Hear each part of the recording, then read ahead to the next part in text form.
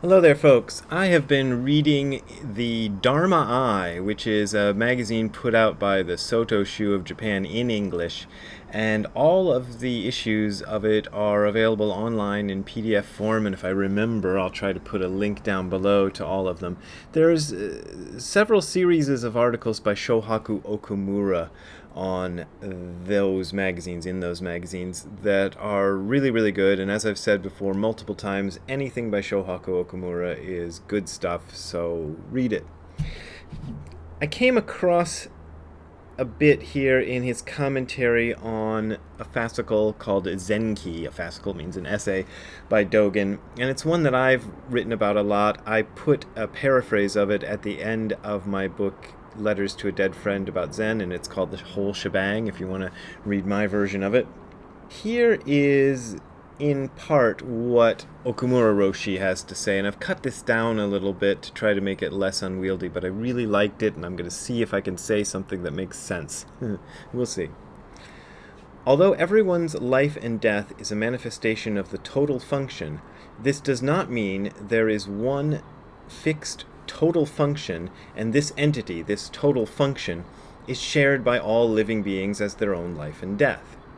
In the same way, a musical performance does not exist before each musician plays his or her role. A musical performance exists only while the players perform their particular roles in concert with each of the other players' efforts, so that all roles are expressed as one integrated whole. There is therefore no way to determine if the entirety of interdependent origination, that's the whole universe, or a musical performance, always exist as the absolute oneness that includes all beings, so you can't tell. It is also not possible to say that the entirety is only one and that the individual parts are many, in a musical performance or in life itself. We cannot say oneness and multiplicity are different, and we cannot say they are the same. There is no way to grasp this reality with our discriminating conceptual way of thinking. This is why it says in the Lotus Sutra, only Buddhas alone together with Buddhas can fathom the reality of all existence.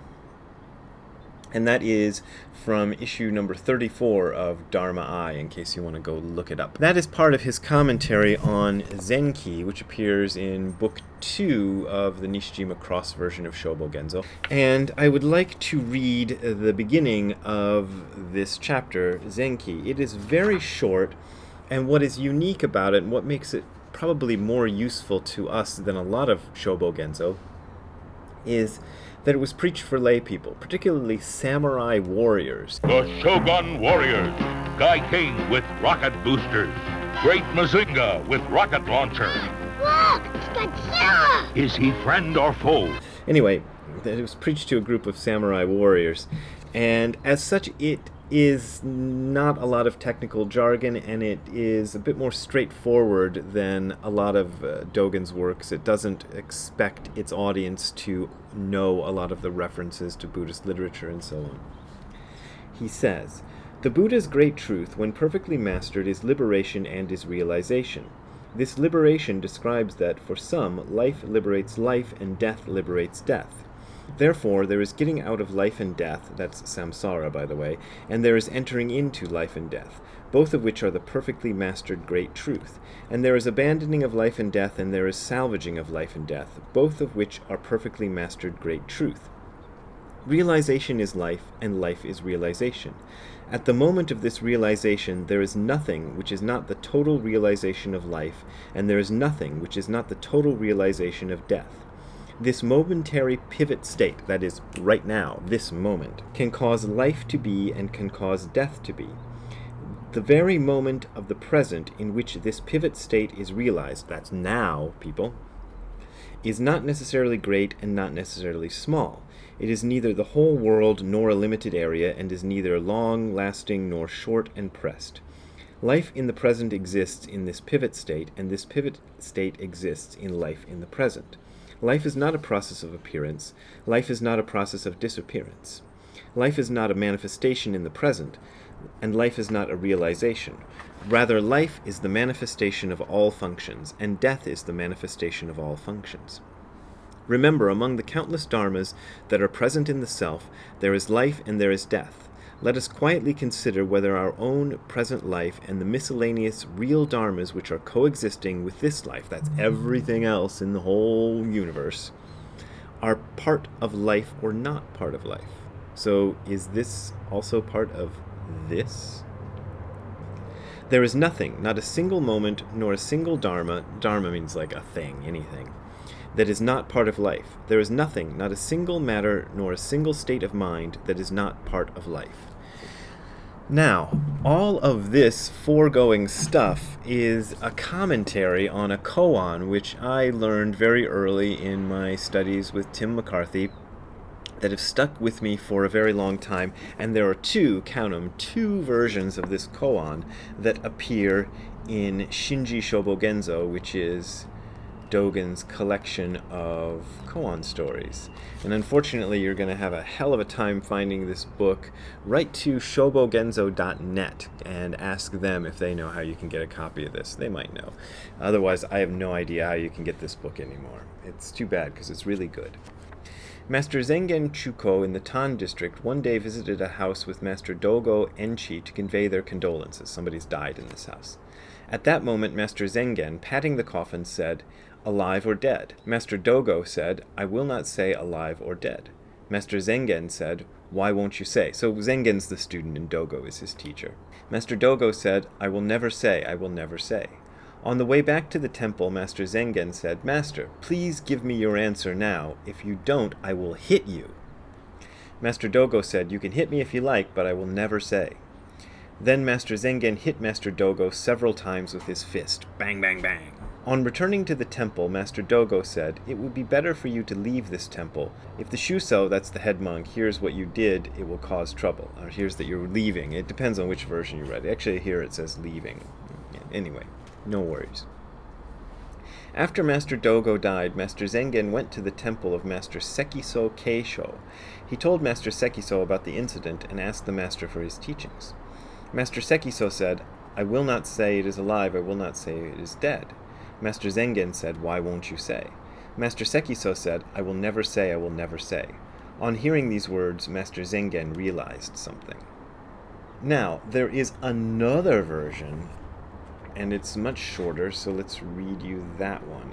Master Dogo Enchi visited a bereaved family with Master Zengen. So Dogo's the teacher, Zengen's the student.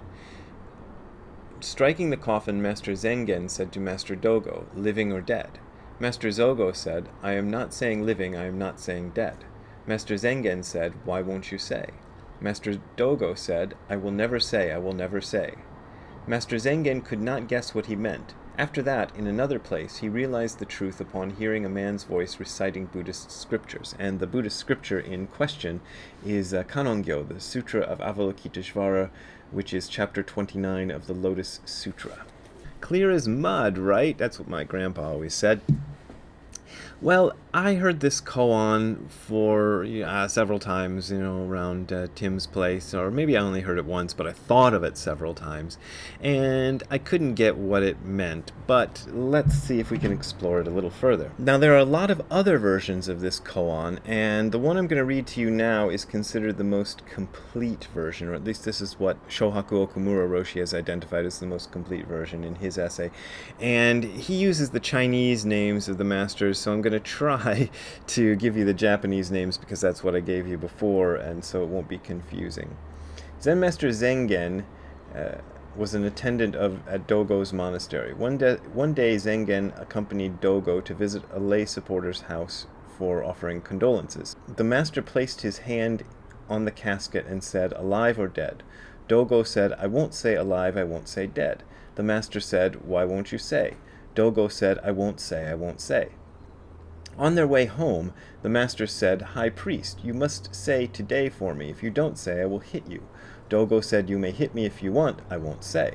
The master immediately hit him. When they returned to the temple, Dogo said, "You should leave here. I am afraid that when temple officers know this, you will be in trouble." The master made prostrations and left. He hid himself at a village temple. 3 years later, once he heard a novice monk chanting Kannon Kyo. When the boy reached the paragraph which said, "To those who can be conveyed to deliverance by the body of a bhikshu, Avalokiteshvara appears in the body of a bhikshu and expounds the Dharma." Bhikshu is a monk. Suddenly, Zengen attained great realization. Finally, he burned incense and made prostrations toward his teacher far away. He said, "Now I truly know my late teacher did not utter the words in vain. I myself did not understand, and rather resented him. My late teacher has already died. Sekiso is the only legitimate Dharma heir. He must be able to certify my realization."